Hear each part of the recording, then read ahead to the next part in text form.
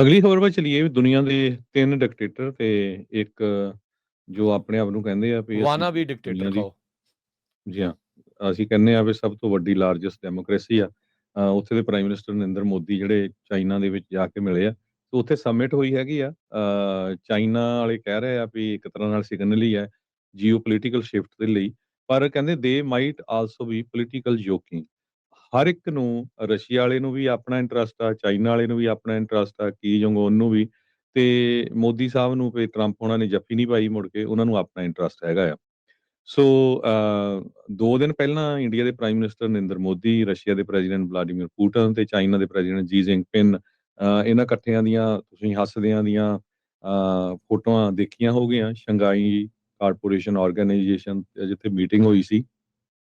ਤੇ ਉਸ ਤੋਂ ਬਾਅਦ ਫਿਰ ਕਿਮ ਜੋਂਗ ਉਨ ਜੋ ਨਾਰਥ ਕੋਰੀਆ ਦਾ ਲੀਡਰ ਹੈਗਾ ਆ, ਉਹ ਆਪਣੀ ਜਿਹੜੀ ਟ੍ਰੇਨ ਆ ਉਹਦੇ ਵਿੱਚ ਉੱਥੇ ਪਹੁੰਚਿਆ ਹੈਗਾ ਆ। ਉਸ ਸੰਬੰਧ ਦੇ ਵਿੱਚ ਪ੍ਰੈਜ਼ੀਡੈਂਟ ਡੋਨਲਡ ਟਰੰਪ ਉਹਨਾਂ ਨੇ ਆਪਣੇ ਸੋਸ਼ਲ ਮੀਡੀਆ ਦੇ ਉੱਤੇ ਲਿਖਿਆ ਆ, ਕਹਿੰਦੇ ਵੀ ਜੀ ਜਿਨਪਿੰਗ ਨੂੰ ਜੋ ਚਾਈਨਾ ਦੇ ਪ੍ਰੀਮੀਅਰ ਆ, we give my warmest regards to Vladimir Putin and North Korean leader Kim Jong Un as you conspire against United States of America.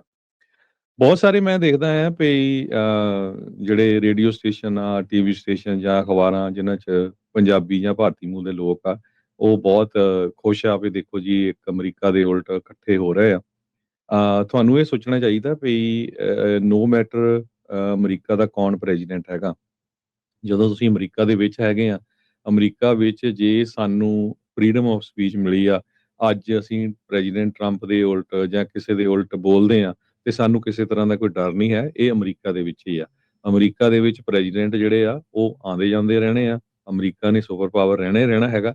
ਸੋ ਬਿਨਾਂ ਕਿਸੇ ਚੱਕ ਤੇ ਮੈਂ ਦੇਖਦਾ ਓਪਨਲੀ ਬੜੇ ਕਈ ਵਿਰੋਧ ਕਰ ਰਹੇ ਆ ਵੀ ਦੇਖੋ ਜੀ ਆਹ ਹੋ ਗਿਆ ਆਹ ਹੋ ਗਿਆ, ਪਰ ਆਣਾ ਅਸੀਂ ਜਿਹੜਾ ਆ ਬਾਰਡਰ ਕ੍ਰਾਸ ਕਰਕੇ ਅਮਰੀਕਾ ਹੀ ਹੈਗਾ। ਨਾ ਕਿਸੇ ਨੇ ਬਾਰਡਰ ਕ੍ਰਾਸ ਕਰਕੇ ਨਾਰਥ ਕੋਰੀਆ ਨੂੰ ਜਾਣਾ ਆ, ਨਾ ਰਸ਼ੀਆ ਨੂੰ ਜਾਣਾ, ਨਾ ਚਾਈਨਾ ਨੂੰ ਜਾਣਾ ਹੈਗਾ ਆ। ਸੋ 80ਵੀਂ ਐਨੀਵਰਸਰੀ ਜਿਹੜੀ ਚਾਈਨਾ ਦੀ ਮਿਲਟਰੀ ਪਰੇਡ ਉਹ ਕੀਤੀ ਗਈ ਜਦੋਂ ਵਰਲਡ ਵਾਰ 2 ਦਾ ਐਂਡ ਵਾਰ ਹੋਇਆ ਸੀ, ਉਹਦੇ ਸੰਬੰਧ ਦੇ ਵਿੱਚ। ਸੋ ਐਸੋਸੀਏਟਡ ਪ੍ਰੈਸ ਇਹ ਲਿਖਦਾ ਆ ਵੀ ਹਰ ਇੱਕ ਲੀਡਰ ਦਾ ਆਪਣਾ ਆਪਣਾ ਇੰਟਰਸਟ ਹੈਗਾ ਆ। ਚਾਈਨਾ ਦਾ ਪ੍ਰੈਜ਼ੀਡੈਂਟ ਜਿਹੜਾ ਜੀ ਜਿਨਪਿੰਗ ਆ, ਉਹਨਾਂ ਨੂੰ ਰਸ਼ੀਆ ਦੀ ਜਿਹੜਾ ਸਸਤਾ એનર્ਜੀ ਚਾਹੀਦੀ ਆ, ਆਇਲ ਚਾਹੀਦਾ ਆ। ਉਹਨਾਂ ਦਾ ਨਾਰਥ ਕੋਰੀਆ ਦੇ ਨਾਲ ਜਿਹੜਾ ਬਾਰਡਰ ਆ ਉਹ ਸਟੇਬਲ ਹੋਣਾ ਚਾਹੀਦਾ, ਕਿਉਂਕਿ ਨਾਰਥ ਕੋਰੀਆ ਦੇ ਕੋਲ ਵੀ ਨਿਊਕਲੀਅਰ ਪਾਵਰ ਹੈ, ਨਿਊਕਲੀਅਰ ਆਰਮਸ ਹੈਗੇ ਆ। ਪੁਟਿਨ ਜਿਹੜਾ ਆ ਉਹ ਚਾਹੁੰਦਾ ਆ ਵੀ ਮੈਨੂੰ ਜਿਹੜੇ ਤੇ ਮੇਰੇ ਤੇ ਵੈਸਟਰਨਸ ਮੁਲਕਾਂ ਵੱਲੋਂ ਜਾਂ ਯੂਰਪੀਅਨ ਯੂਨੀਅਨ ਮੁਲਕਾਂ ਵੱਲੋਂ ਸੈਂਕਸ਼ਨਸ ਲਾਈਆਂ ਗਈਆਂ ਤੇ ਮੈਨੂੰ ਆਈਸੋਲੇਟ ਕੀਤਾ ਗਿਆ ਆ ਯੂਕਰੇਨ ਦੇ ਉੱਤੇ ਜਿਹੜੀ ਉਹਨੇ ਜੰਗ ਸ਼ੁਰੂ ਕੀਤੀ ਆ, ਤੇ ਉਹ ਉਸ ਤੋਂ ਕਿਸ ਤਰ੍ਹਾਂ ਬਚਿਆ ਜਾਵੇ। ਕਿਮ ਜੋਂਗ ਉਨ ਆ ਜਿਹੜੇ ਪਹਿਲੀ ਨੰਗ ਹੈਗਾ ਆ, ਉਹਨੂੰ ਮਨੀ ਚਾਹੀਦੀ ਹੈਗੀ ਆ ਤੇ ਲੈਜੀਟੀਮੇਸੀ ਚਾਹੀਦੀ ਹੈਗੀ ਆ। ਸਾਊਥ ਕੋਰੀਆ ਦਾ ਬੜਾ ਵੱਡਾ ਰਾਈਵਲ ਆ, ਆਪਾਂ ਨੂੰ ਪਤਾ ਹੀ ਹੈਗਾ। ਤੇ ਮੋਦੀ ਹੁਣੀ ਜਿਹੜੇ ਆ ਉਹ ਮੈਨੇਜ ਕਰ ਰਹੇ ਆ ਵੀ ਕਿਸ ਤਰ੍ਹਾਂ ਜਿਹੜੀਆਂ ਇਹ ਰੀਜਨਲ ਹੈਵੀ ਵੇਟਸ ਹੈਗੇ ਆ, ਚਾਹੇ ਉਹ ਰਸ਼ੀਆ ਆ ਜਾਂ ਚਾਈਨਾ ਆ, ਉਹਨਾਂ ਨੂੰ ਕਿਸ ਤਰ੍ਹਾਂ ਉਹਨਾਂ ਦੇ ਨਾਲ ਜਿਹੜਾ ਸੰਬੰਧ ਬਣਾਏ ਜਾਣ, ਕਿਉਂਕਿ ਇਸ ਮੂਵਮੈਂਟ ਦੇ ਉੱਤੇ ਤਾਂ ਵਾਸ਼ਿੰਗਟਨ ਦੇ ਨਾਲ ਉਹਨਾਂ ਦੇ ਰਿਲੇਸ਼ਨ ਵਾਲੇ ਵਧੀਆ ਨਹੀਂ ਹੈਗੇ। ਸੋ ਚਾਈਨਾ ਜਿਹੜਾ ਆ, ਇੱਕ ਚਾਈਨਾ ਦੇ ਕੋਲ ਆਲਰੇਡੀ ਬਹੁਤ ਵੱਡੀ ਇੱਕ ਡੋਮੈਸਟਿਕ ਪ੍ਰੋਬਲਮ ਆ, ਮੈਨੂਫੈਕਚਰਿੰਗ ਬੜੀ ਸਲੋ ਹੋ ਚੁੱਕੀ ਆ, ਹਜ਼ਾਰਾਂ ਫੈਕਟਰੀਆਂ ਚਾਈਨਾ ਦੇ ਵਿੱਚ ਬੰਦ ਹੋ ਚੁੱਕੀਆਂ। ਸੋ ਚਾਈਨਾ ਵਾਲੇ ਹੋਰ ਮੁਲਕਾਂ ਵੱਲ ਟਰਾਈ ਕਰ ਰਹੇ ਹੈਗੇ ਆ ਵੀ ਉਹਨਾਂ ਦਾ ਬਿਜ਼ਨਸ ਜਿਹੜਾ ਆ ਸਾਊਥ ਅਫਰੀਕਨ ਮੁਲਕਾਂ ਦੇ ਵਿੱਚ, ਏਸ਼ੀਅਨ ਮੁਲਕਾਂ ਦੇ ਵਿੱਚ ਜਿਹੜਾ ਵਧਿਆ ਜਾਵੇ। ਪਰ ਐਸੋਸੀਏਟਡ ਪ੍ਰੈਸ ਇਹ ਲਿਖਦਾ ਆ ਐਂਡ ਤੇ ਜਾ ਕੇ ਵੀ ਜੇ 5 ਸਾਲ ਪਹਿਲਾਂ ਚਾਈਨਾ ਵਾਲਿਆਂ ਨੇ ਇੰਡੀਆ ਦੀ ਜ਼ਮੀਨ ਵੀ ਦੱਬ ਲਈ, ਇੰਡੀਆ ਦੇ ਫੌਜੀਆਂ ਨਾਲ ਲੜਾਈ ਵੀ ਹੋਈ, 2020 ਦੇ ਵਿੱਚ ਬਾਰਡਰ ਕਲੈਸ਼ਸ ਵੀ ਹੋਏ, ਉਸ ਤੋਂ ਬਾਅਦ ਜਾ ਕੇ ਜਿਹੜਾ ਚਾਈਨਾ ਨੂੰ ਮੋਦੀ ਹੁਣੀ ਜੱਫੀ ਪਾ ਸਕਦੇ ਆ। ਕਹਿੰਦੇ ਵੀ if Modi can shake hands with Xi 5 years after India China border clash, ਤੇ ਉਹ ਅਮਰੀਕਾ ਨਾਲ ਤਾਂ ਕਿਸੇ ਵੇਲੇ ਵੀ ਹੈਂਡ ਸ਼ੇਕ ਕਰ ਸਕਦਾ ਹੈਗਾ। ਅਮਰੀਕਾ ਨਾਲ ਕਿਹੜੀ ਕੋਈ ਉਹਨਾਂ ਦੀ ਕੋਈ ਬਹੁਤ ਮੇਜਰ ਪ੍ਰੋਬਲਮ ਹੈਗੀ ਆ। ਸੋ ਸਾਰਿਆਂ ਦੇ ਆਪਣੇ ਆਪਣੇ ਇੰਟਰਸਟ ਹੈਗੇ ਆ, ਪਰ ਬਹੁਤ ਸਾਰੇ ਜਿਹੜੇ ਮੁਲਕ ਆ ਉਹ ਇਸ ਇਸ਼ੂ ਦੇ ਵਿੱਚ ਐਕਸਪੋਜ਼ ਹੋ ਰਹੇ ਆ। ਇਹਨਾਂ ਚੋਂ ਸਭ ਤੋਂ ਵੱਧ ਜਿਹੜਾ ਐਕਸਪੋਜ਼ ਹੋ ਰਿਹਾ ਆ ਉਹ ਇੰਡੀਆ ਹੈ। ਬਿਲਕੁਲ, ਕਿਉਂਕਿ ਇਹਦੇ ਵਿੱਚ ਕੋਈ ਦੋ ਰਾਵਾਂ ਨਹੀਂ ਆ ਵੀ ਕੀ ਜਿਹੜੀ ਸਥਿਤੀ ਇਸ ਟਾਈਮ ਬਣ ਰਹੀ ਆ। ਸੋ ਡਿਕਟੇਟਰਸ ਤੇ ਵਾਨਾਬੀ ਡਿਕਟੇਟਰ ਉਹ ਇਸ ਟਾਈਮ ਇਕੱਠੇ ਹੋ ਰਹੇ ਆ। ਇਸ ਬਾਰੇ ਕਈ ਵਾਰੀ ਗੱਲਬਾਤ ਜਿਹੜੇ ਜਰਨਲਿਸਟ ਅਵਤਾਰ ਸਿੰਘ ਜੀ ਦੇ ਨਾਲ ਆਪਾਂ ਦਾ ਪੰਥਕ ਪੈਰਾਡਾਈਮ ਪ੍ਰੋਗਰਾਮ ਦੇ ਵਿੱਚ ਕਰਦੇ ਰਹੇ ਹਾਂ ਵੀ 2 ਐਕਸਿਸ ਇਸ ਦੁਨੀਆ ਦੇ ਵਿੱਚ ਬਣ ਰਹੇ ਆ, ਐਕਸਿਸ ਆਫ ਡੈਮੋਕ੍ਰੇਸੀਜ਼ ਤੇ ਐਕਸਿਸ ਆਫ ਟਾਇਰਨੀ।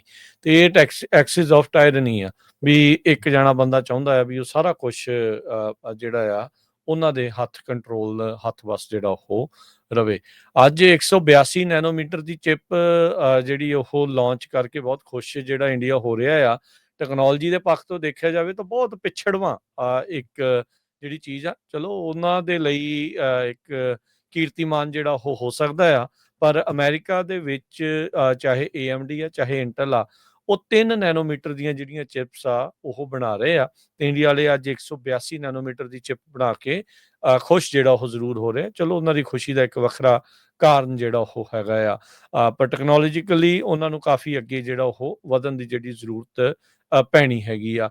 ਸੋ ਚਾਈਨਾ ਉਹ ਵੀ ਜਿਹੜਾ ਇੰਟੈਲੈਕਚੁਅਲ ਪ੍ਰਾਪਰਟੀ ਚੋਰੀ ਕਰਨ ਦਾ ਜਿਹੜਾ ਮਾਮਲਾ ਉਹਨਾਂ ਦੇ ਉੱਤੇ ਲੱਗਦਾ ਜਿਹੜਾ ਉਹ ਰਹਿੰਦਾ ਆ, ਉਹਨਾਂ ਦੇ ਦੁਆਰਾ ਕੋਸ਼ਿਸ਼ਾਂ ਜਿਹੜੀਆਂ ਉਹ ਲਗਾਤਾਰ ਕੀਤੀਆਂ ਜਾਂਦੀਆਂ। ਕਿੰਨੇ ਜਿਹੜੇ ਉਹਨਾਂ ਦੇ ਜਸੂਸ ਸਪਾਈ ਜਿਹੜੇ ਆ ਇੱਥੋਂ ਫੜ ਜਿਹੜੇ ਉਹ ਹੋ ਰਹੇ ਨੇ, ਹੁੰਦੇ ਆਏ ਨੇ, ਤੇ ਕਈ ਜਿਹੜੇ ਉਹ ਫੜੇ ਗਏ ਨੇ ਜੋ ਕਿ ਟੈਕਨੋਲੋਜੀ ਨੂੰ ਚੋਰੀ ਕਰਕੇ ਚਾਈਨਾ ਦੇ ਵਿੱਚ ਘੱਲਣ ਦੀ ਕੋਸ਼ਿਸ਼ ਜਿਹੜੀ ਉਹ ਕਰਦੇ ਰਹਿੰਦੇ ਸੀਗੇ।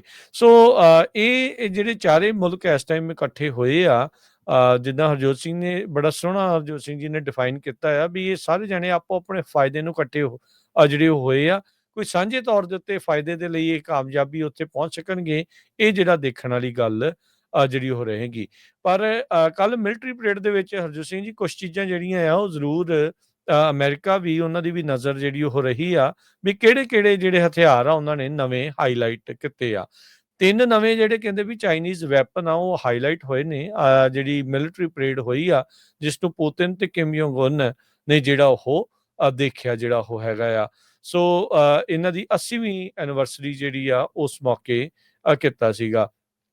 ਇੱਕ ਤਾਂ ਸਬਮਰੀਨ ਡਰੋਨ, ਕਹਿੰਦੇ ਵੀ ਜਿਹੜਾ ਡਰੋਨ ਆ ਉਹ ਫਲਾਈਂਗ ਦੇ ਨਾਲ ਸਾਰੇ ਜਣੇ ਉਸਨੂੰ ਜਿਹੜਾ ਉਹ ਦੇਖਦੇ ਆ। ਇਹ ਨਿਊਕਲੀਅਰ ਕੇਪੇਬਲ ਅਨਮੈਨਡ ਵਹੀਕਲ, ਇਹ ਇੱਕ ਬੜੀ ਨੈਰੋ ਸਬਮਰੀਨ ਆ, ਪ੍ਰੋਪੈਲਰ ਆ, 65 ਫੁੱਟ ਤੱਕ ਦੀ ਜਿਹੜੀ ਇਸ ਦੀ ਲੈਂਥ ਆ। ਸਰਵੇਲੈਂਸ ਦੇ ਲਈ, ਰਿਕੋਨਸੈਂਸ ਮਿਸ਼ਨਸ ਦੇ ਲਈ ਕਹਿੰਦੇ ਵੀ ਇਸ ਨੂੰ ਵਰਤਿਆ ਜਾ ਸਕਦਾ ਹੈਗਾ ਆ। AJX 002 ਕਹਿੰਦੇ ਵੀ ਇਹ ਜਿਹੜਾ ਚਾਈਨਾ ਕੱਲਾ ਇਹੀ ਨਹੀਂ ਸੀ ਦਿਖਾ ਰਿਹਾ, ਇਸ ਦੇ ਨਾਲ ਨਾਲ ਇਹਨਾਂ ਨੇ GJ-11 ਸਟੈਲਥ ਅਟੈਕ ਡਰੋਨ ਵੀ ਜਿਹੜੇ ਆ ਉਹ ਸ਼ੋਅ ਕੀਤੇ ਆ। ਇਸ ਤੋਂ ਇਲਾਵਾ YJ-19 ਹਾਈਪਰਸੋਨਿਕ ਮਿਜ਼ਾਈਲਸ ਆ, ਉਹਨਾਂ ਨੂੰ ਵੀ ਇਹਨਾਂ ਨੇ ਅੱਜ ਦੀ ਜਿਹੜੀ ਮਿਲਟਰੀ ਪਰੇਡ ਆ ਉਸ ਦੇ ਵਿੱਚ ਦੱਸਿਆ ਸੀਗਾ। US 에ਅਰਕ੍ਰਾਫਟ ਕੈਰੀਅਰਸ ਦੇ ਉੱਤੇ ਮੌਕਅਪ ਬਣਾ ਕੇ ਉਹਨਾਂ ਨੂੰ ਇੱਕ ਹਿਸਾਬ ਦੇ ਨਾਲ ਕਿੱਦਾਂ ਫੁੰਡਣਾ ਆ, ਉਹਦੇ ਜਿਹੜੇ ਟਰਾਇਲ ਆ ਐਂਟੀ ਸ਼ਿਪ ਮਿਜ਼ਾਈਲਸ ਜਿਹੜੀਆਂ ਆ ਉਹਨਾਂ ਨੂੰ ਦਿਖਾਇਆ ਗਿਆ ਸੀਗਾ।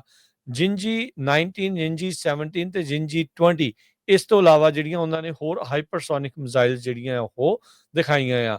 ਇਸ ਤੋਂ ਇਲਾਵਾ LY-1 ਜਿਹੜੇ 에ਅਰ ਡਿਫੈਂਸ ਲੇਜ਼ਰ ਵੈਪਨਸ ਜਿਹੜੇ ਆ ਉਹ ਵੀ ਮਿਲਟਰੀ ਪਰੇਡ ਦੇ ਵਿੱਚ ਦਿਖਾਏ ਗਏ ਹੈਗੇ ਆ। ਸੋ ਅਮਰੀਕਾ ਦਾ ਵੀ ਜਿਹੜਾ ਮਿਲਟਰੀ ਕੰਪਲੈਕਸ ਆ ਉਹ ਇਹਨਾਂ ਸਾਰੀਆਂ ਚੀਜ਼ਾਂ ਨੂੰ ਲਗਾਤਾਰ ਜਿਹੜਾ ਉਹ ਵਾਚ ਕਰ ਰਿਹਾ ਆ। ਅਮਰੀਕਾ ਦੇ ਵੀ ਜਿਹੜੇ ਹਥਿਆਰ ਆ, ਲੌਕਹੀਡ ਮਾਰਟਿਨ ਹੋ ਗਿਆ ਜਾਂ ਹੋਰ ਜਿਹੜੇ ਰਿਸਰਚ ਵਾਲੇ ਆ, ਉਹ ਲਗਾਤਾਰ ਇਸ ਦੇ ਉੱਤੇ ਨਜ਼ਰ ਜਿਹੜੀ ਉਹ ਰੱਖੀ ਬੈਠੇ ਆ।